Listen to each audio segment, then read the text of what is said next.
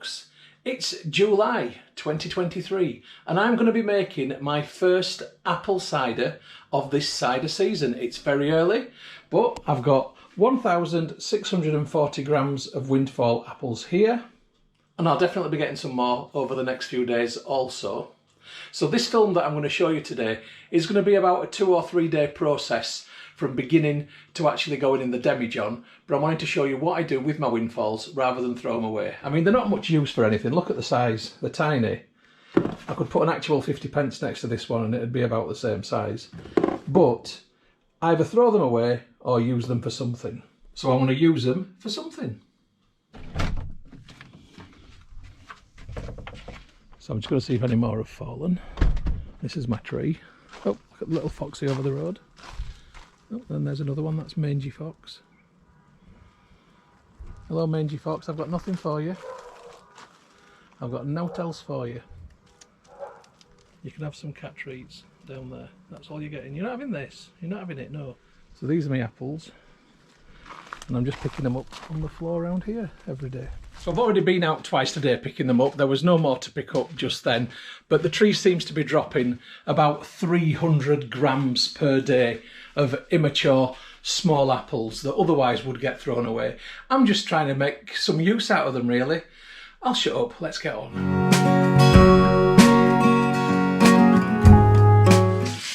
So I'm just going to give these a bit of a rinse.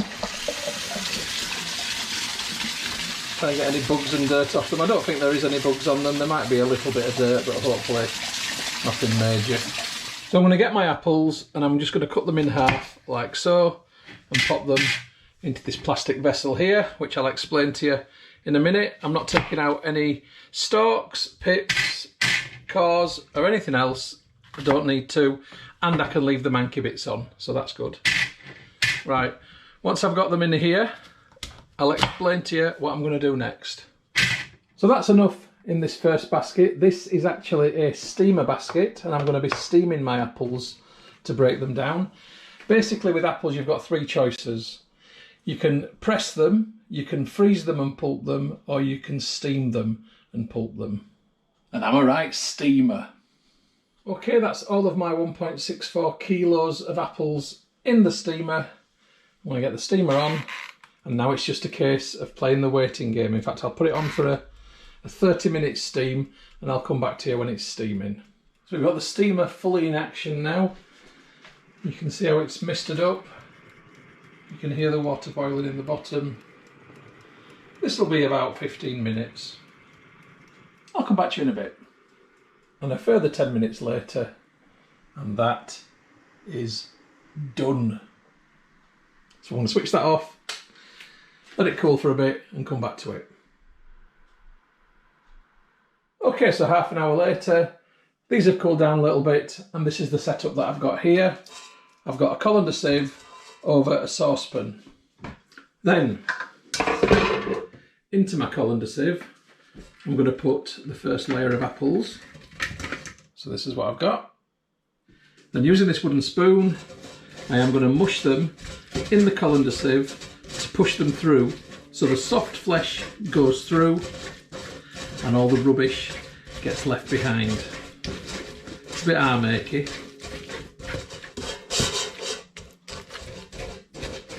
I'll come back to you when I've worked this first lot through. See you shortly. Okay, so that's what's left from the first lot.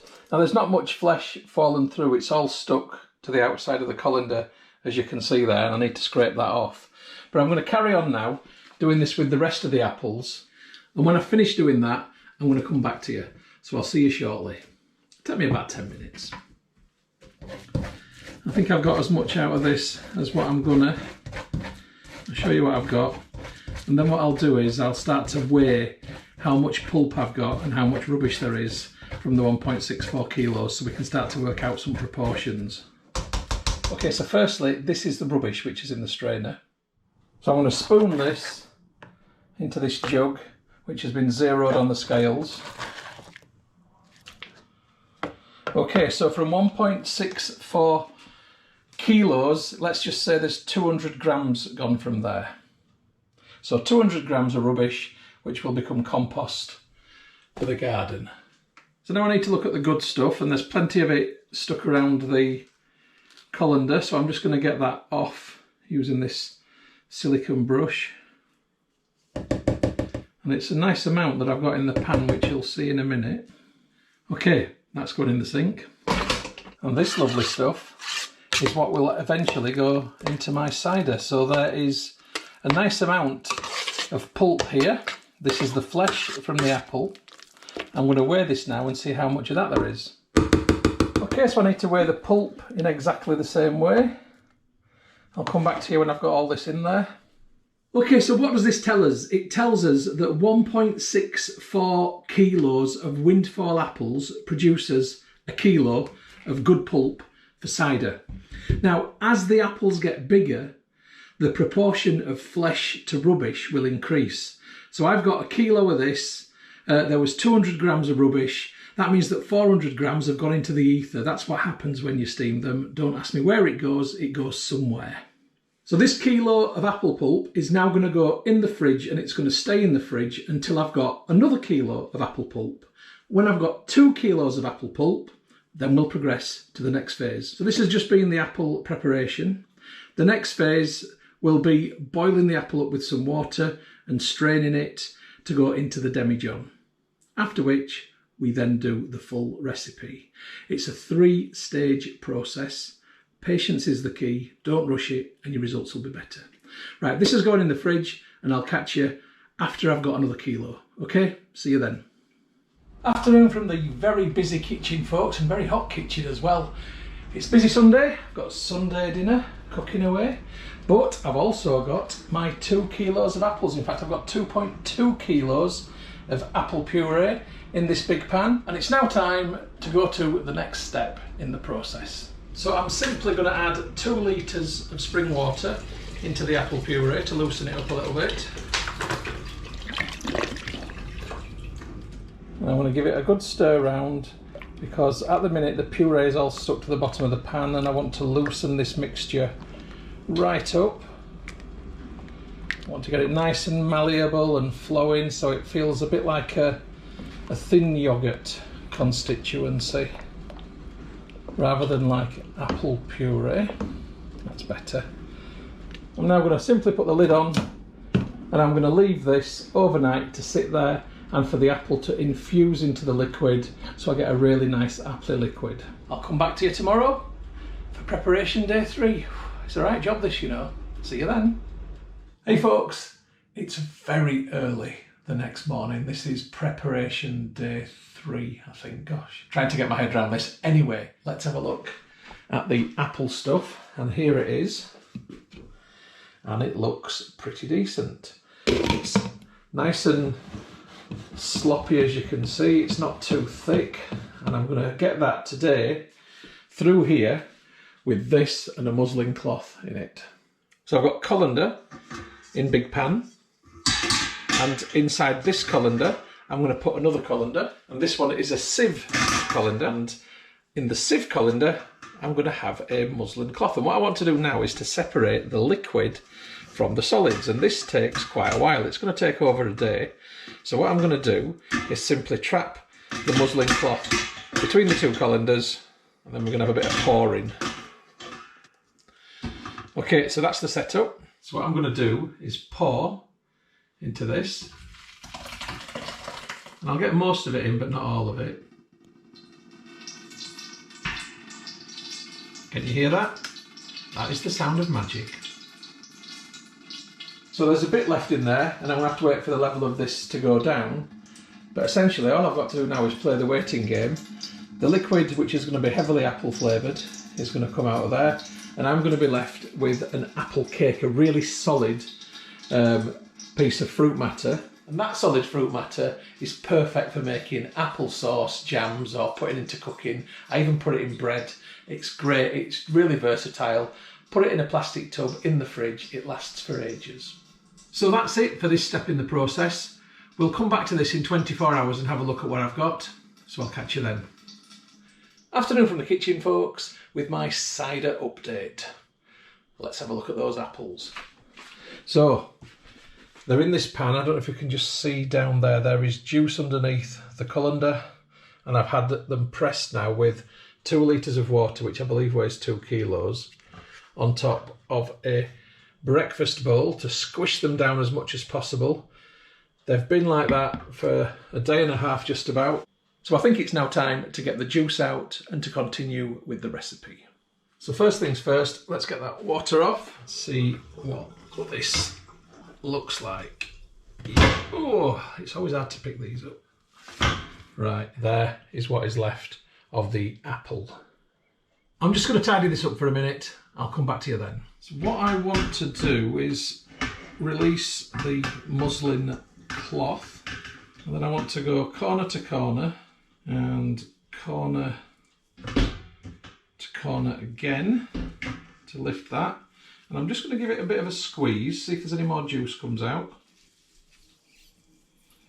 Oh, there's not much. It's definitely been... Oh no, we're getting some now. But I think I've got pretty much what was in there out. Now the apple that's left in the cloth is perfectly fine to use to make applesauce or to put into jams with other fruit. All you do is you add the same weight sugar to what there is pulp, and then just bring it to a simmer slowly and gently and leave it simmering. And jar it up when it's at the constituency that you like. So I'm just going to keep squeezing this for a minute or two. I'll come back to you when I've had enough of it. Right, so I've had enough of that, but I'm just going to weigh what's left there. And in terms of the pulp and flesh, 1,100 grams, because I've got the weight of the muslin cloth as well on here. So there's still 1,100 grams of apple fruit matter there. So there's the juice that's come out of the apples. Obviously there is spring water in there too. I'm going to see how much of this I've now got. Right, let's have a pour. Oh, it's very syrupy, nice and thick. And that is now at the 2 litre mark. So I've got 2 litres here. I'll put this into another pan. And I'm going to add the rest into the jug again. I've done very well out of this, very well. So I've got 1,200 ml, exactly 1,200 ml there. So that's 3.2 litres of apple juice with spring water in it. But that's a great start, 3.2 litres. Bearing in mind the demijohn holds about 4.5 litres. It should be 4.54 if it's an imperial gallon.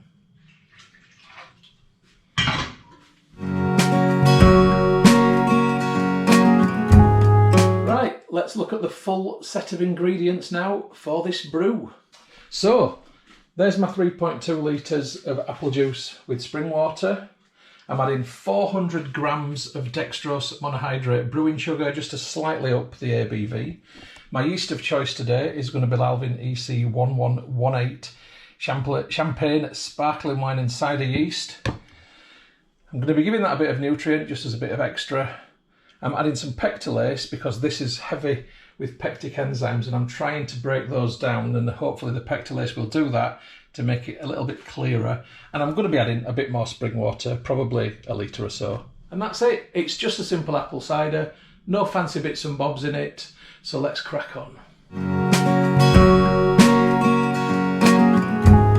So I'm going to begin by adding my dextrose monohydrate brewing sugar into the apple juice. I'm going to give that a bit of a stir. It feels incredibly buoyant at the minute, so it will have a high gravity, but it will be watered down with some more spring water. I'm not looking for a rocket fuel cider. I'm looking for something around about 6%-ish. Although my track record for making rocket fuel ciders is far more established than my track record for making sensible ABV ciders. We'll see how it all works out. Lid goes on pan, gas goes on, woof. Let's get that turned down to a nice gentle burn. I don't want to fry it. And I want this to come up to a simmer, because what I want to do now is dissolve the brewing sugar and I want to pasteurise the apple juice as it's been left uncovered for a couple of days. I just want to make sure there's nothing in there I don't want in there. So the pasteurisation will kill off any bacteria or natural yeasts which might have got into there. So I'll come back to you when this has reached that simmer point. I might turn it off just before simmer, but I want to see steam and the beginnings of bubbles, basically. See you in a bit. Okay, I've been a little bit late getting to it. We can see that that is definitely boil time, so that's going straight off now. It's just got a little bit hotter than what I wanted it to, so it will mean that it's going to take longer now for it to cool down to go in the demijohn, but I guess that's fine. It doesn't really matter, does it? So I'm going to move my pan to a cold ring. I'm going to take this lid off. So I've got my Pectolase here. I'm going to get a nice rounded dessert spoonful, like so, and I'm going to sprinkle that into it. So all I'm going to do now is put this on so that the steam and the heat can escape. So this evening I'm off to watch Oppenheimer at the Pictures. That takes about 3 hours. So I reckon it's probably going to be about 7 or 8 hours before I come back to this. It'll be cool enough then to go in the demijohn, so I'll see you then. Good evening folks, it's a good 8 hours later. Let's have a look at that apple juice. This is now stone cold. In fact, it's just properly room temperature when I say stone cold. And inside the pan, that's looking like that. I'm going to get that out of there and into here. So it's a nice and straightforward pour. And this is heavily syrupy. Right. Okay. So there wasn't quite as much as what I thought there was there. So there's plenty of space now for the spring water. So I think actually in terms of ABV, this will be just fine. So I'm going to get the spring water in. So this is a 2 litre bottle. And I'll probably end up pouring all of it in, I think. Or just about.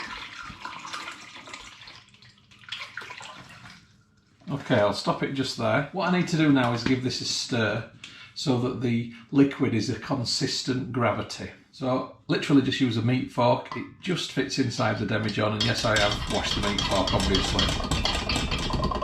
And this stirs the liquid around enough to make sure it's mixed together consistently. So it's pretty obvious that I've overfilled the demijohn and it probably will blow through the airlock. I don't mind, but I'm going to take 100 ml out now to take the original gravity, and I won't put that back in it. So that will lower the physical volume just a little bit.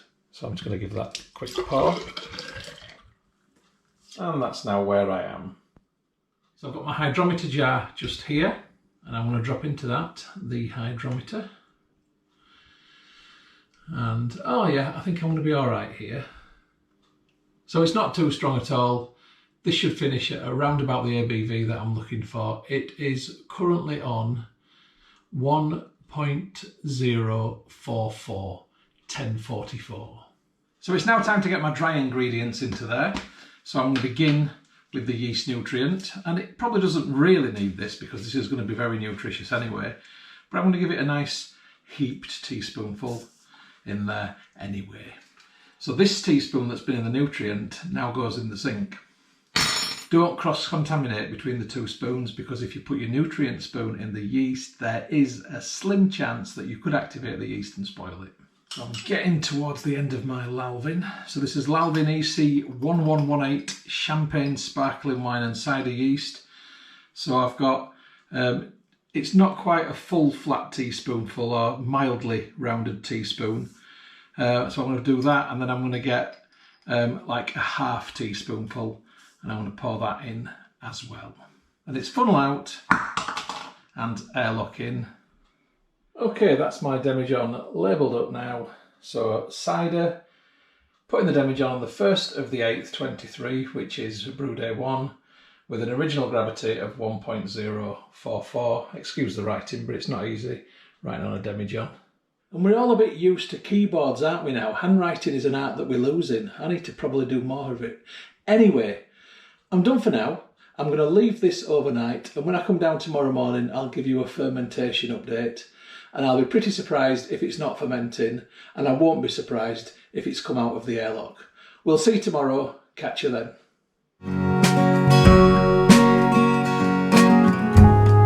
It's brew day 2. I've brought the cider into the living room.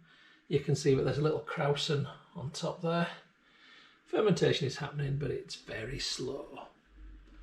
The weather outside is pretty cold, and I don't think that's helping because the temperature indoors has a bit lower than it would be. It's currently 20, whereas it's been about 24. Anyway, the waiting game is being played. I'll come back to you in a few days' time.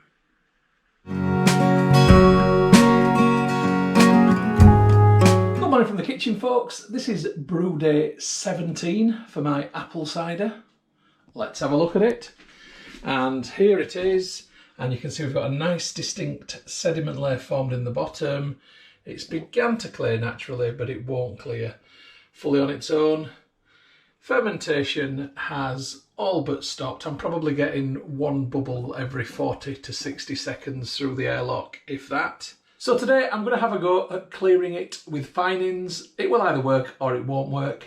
The last two I've tried to clear with finings haven't worked, but up to that I was doing really well. Let's see what happens.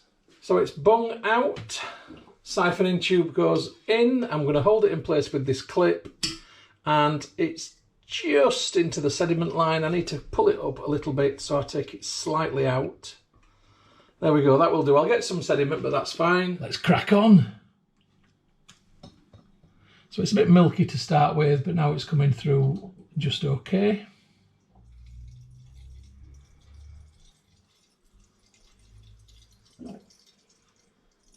The finings I'm going to use are Clear It Wine finings from Young's. It's a bottle A, bottle B process. Here's bottle A. And now that I've got a decent amount of cider in that demijohn, I'm going to add some bottle A in there. So it's literally a case of just pour some in like so and hope for the best. So the gurgling you can hear in the background is my cider over there. And there we go, bubbles in the siphoning tube. Tells me that this step is done. So I've got it in this demijohn now with finings A. I'm just going to give it a little bit of agitation, nothing too dramatic. That'll do for now. Right, I'm going to leave this for 1 hour, then I'll come back to you, transfer it back into the original demijohn with finings B. See you in an hour's time. An hour has passed. Let's have a look. And nothing, and I suspect that the finings are going to have absolutely zero impact on this cider. I don't know if I've got a duff batch of finings, to be honest, because they've always been pretty reasonable up to this point, but I don't think this is going to work. Anyway, nonetheless, I'm going to persist with finings B in exactly the same way that I did finings A.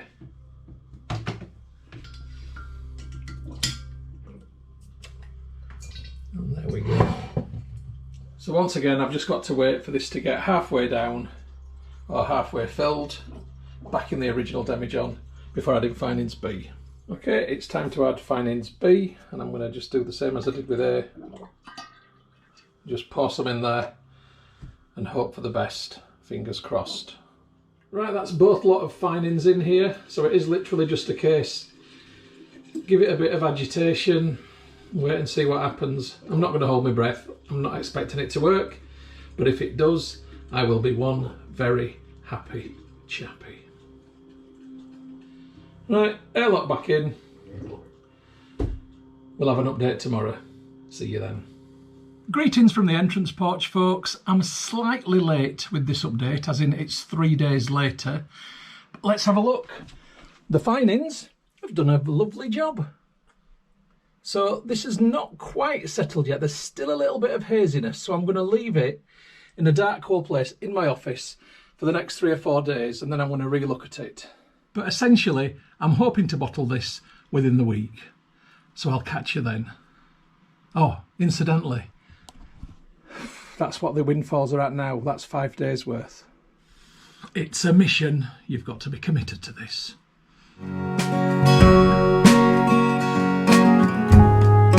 Good morning from the kitchen, folks. It's a super fast turnaround for my cider.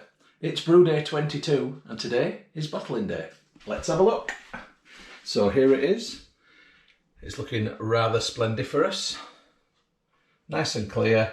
Still some clearing to go, I think, but I'll have a little bit done in the bottle. I don't mind a bit of sediment in the bottom of the bottle, so I think I'll just go with that. I'm not going to worry too much about it, but when you look at the sediment layer at the bottom, you can see that the finings have done their thing, and I suspect that there is a good chance that there's a bit of pectin causing that haze. So I've got my bottles ready in the sink. I've got my plastic bungs in very hot water, just having a final clean. I've got my priming sugar ready. Let's crack on. So I'm going to get the bung out. And the siphoning tube goes in, and I'm going to control where it goes with this clip at the top. I want it just above the sediment line. So the first bit that comes out will be sedimenty, but after that, hopefully it won't be. Okay, that's perfect. So the first bit that comes out will go into the hydrometer tube anyway. Time to rock and roll. So the first bit that's come out is actually not sedimenty at all. Hydrometer up to 100 ml, and now into the first bottle. Commenting like it's a race. So it's looking all right, actually.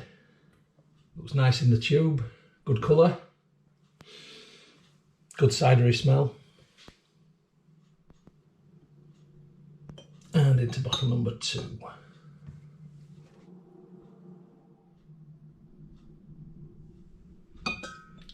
And bottle number 3.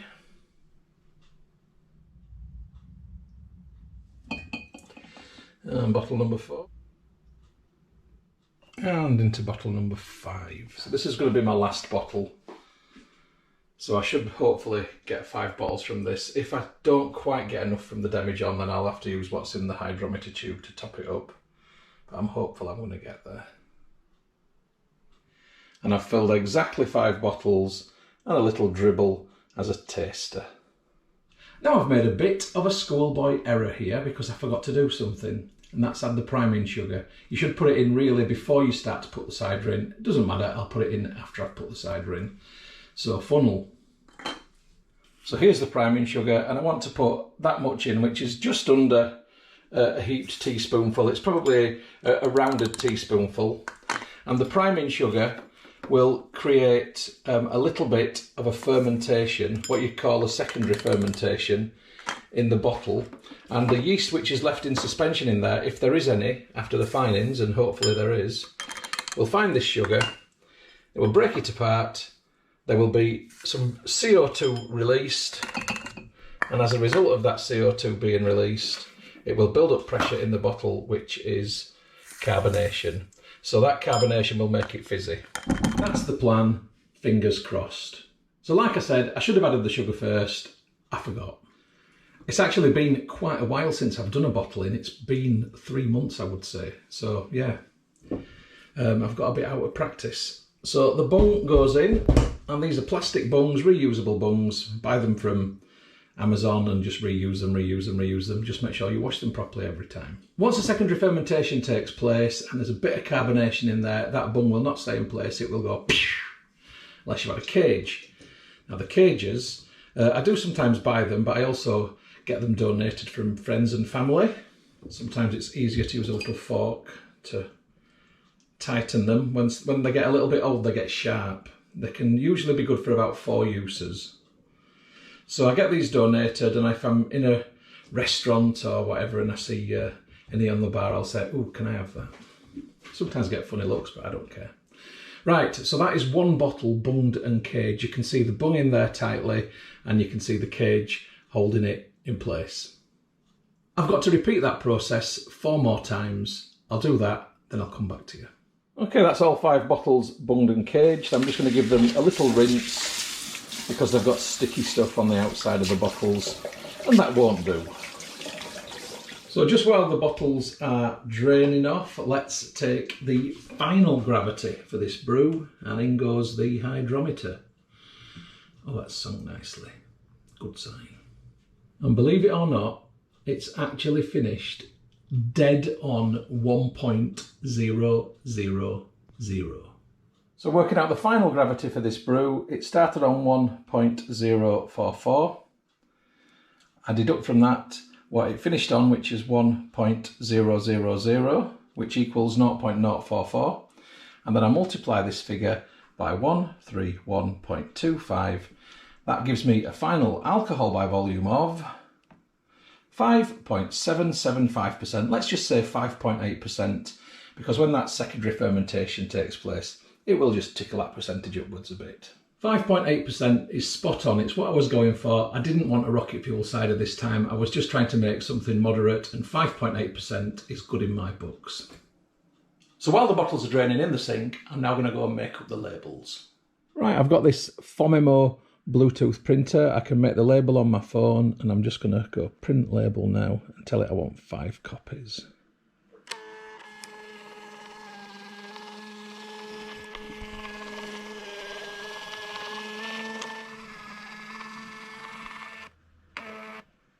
It's right fancy.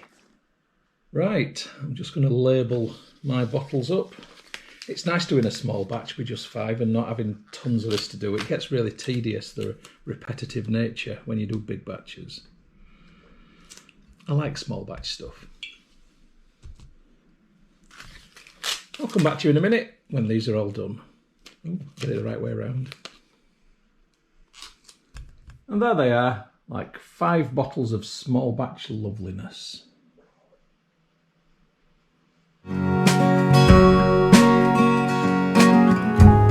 Okay, so I'm still in the living room, and this is where my cider is going to condition for the next month or so. Let's have a look. So it's on top of my drinks cabinet, next to some other wine, which is already conditioned pretty much. And this is going to stay up here for a month's time. Now, this is a drinks cabinet which is currently 22.4 degrees. It's mid-August and it's only 9:30 in the morning.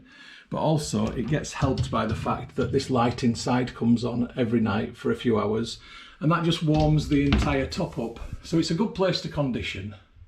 Now, the conditioning process is about that secondary fermentation. It's about it developing a sparkle, but it's also about the flavour developing and maturing. So I'm probably going to open the first one towards the end of September, maybe about 6 weeks time, 4 to 6 weeks. Let's just see how it goes.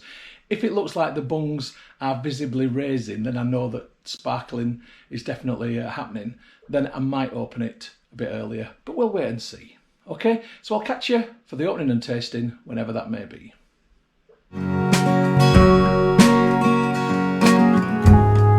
Good evening from the kitchen, folks. It's September 2023 and we are having a heat wave. It's the hottest day of the year. Outside at the minute it's 30 degrees and it feels just as hot indoors. A consequence of this heat wave is my cider that I bottled seems to be ready a little bit too early. So this is only brew day 38 and this is my first cider of the 2023 season, made from apples that I started collecting in July. This is 38 days from making it to opening it, which is a record for me in terms of one from fruit anyway, one that's not a turbo cider. I'll just show you the reason why I'm doing this. I can see that the bung has raised just there, so I know that secondary fermentation has taken place already in there, and there's going to be some pressure and there's going to be a pop, I hope. Now I'm saying all that, but yeah, I think I'm just going to open it. So yeah, this heat wave was very, very not expected, having had such a poor July and August, such wet weather and really rarely getting over 20 degrees. To have it 30 degrees on the 9th of September, I think it is today. It's wow, it's extremely, extremely kind of welcome, but also uncomfortable. Right, I'm going to struggle to get that out. So cloth needed. So am I going to get a pop? Yes, I did, and I've got vapour and I've got an immediate rush of bubbles to the top of the bottle. It has conditioned early. Thank you, Heatwave.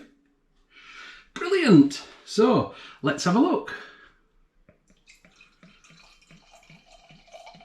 That looks lovely, doesn't it? Look at the sparkle on that. That lovely delicate shade. It's like a pearl colour. It's not clear, there is a haze in there, but it's a pectin haze. But that is beautiful. It's like looking at a pearl. Really, really soft sparkle. Nice little head on top. Okay. Before I go any further, let's get the picture for the front of the film. And now let's do the serious business of tasting. Right. Nose in there. Definite cider smell.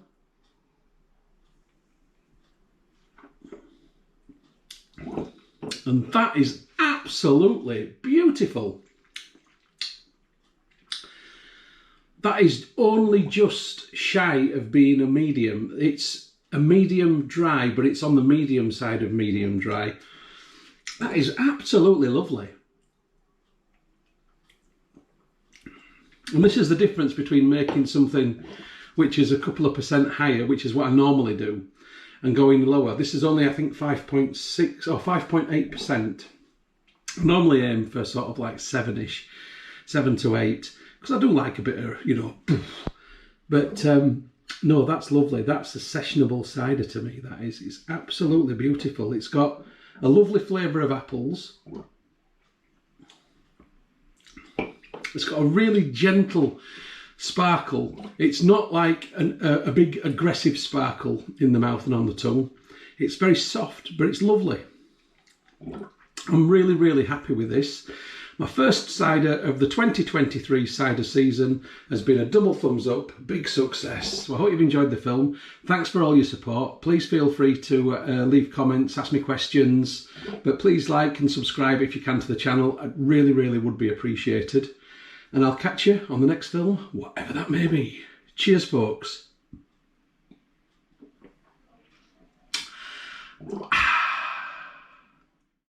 The film that you've just watched is a Moss Home and Garden production. You can find more by going to www.mosshomeandgarden.co.uk. I'd just like to say thank you very much for supporting my YouTube channel and for watching my films. It really is very much appreciated. If you haven't already done so, please subscribe to my YouTube channel in order to receive future updates about the home and garden films which I upload. You can find my YouTube channel by going to www.mosshomeandgarden.co.uk. Please click on the red subscribe button. When you've done that, a little bell will appear. If you press that also, then you'll get future updates about the films which I upload. If you like my films, if you like my style of filming, then you might also like my travel channel, which you will find by going to youtube.com/Stuart Moss or type in www.mosstravel.tv. Again, if you could subscribe to that channel, it would be hugely appreciated. If you'd like to get Moss Home and Garden updates on Facebook, then please open Facebook and do a search for Moss Home and Garden, and you will find the page. If you like the page, then you will get future updates on there. And if you'd like to connect on Instagram for home, garden and travel photography, as well as some stories, then my username is StuMoss, STUMOSS. If you'd like to connect on Twitter, then my username is @StuartMoss. And if you'd like to contact me about film usage or any other issue, please just email me on stewmosshomegarden@gmail.com. Once again, thank you very much for supporting my channel, for watching my films. I do appreciate it. I'd just like you all to have a great day.